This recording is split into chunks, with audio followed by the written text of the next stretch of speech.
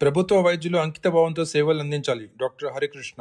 ప్రభుత్వ వైద్యశాలలో పనిచేసిన సిబ్బంది, రోగులకు మరింత అంకితభావంతో సేవలు అందించాలని కమలా నెహ్రూ ఏరియా ఆసుపత్రి మెడికల్ సూపరింటెండెంట్ డాక్టర్ హరికృష్ణ పిలుపునిచ్చారు.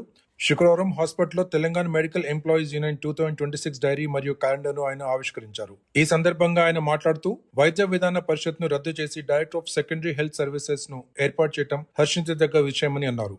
యూనియన్ రాష్ట్ర అధ్యక్షులు ఎంఎస్ మూర్తి మాట్లాడుతూ 73 ఏళ్ల చరిత్ర కలిగిన తమ సంఘం దశాబ్దాలుగా ఉద్యోగుల హక్కుల కోసం పోరాడుతుందని గుర్తు చేశారు.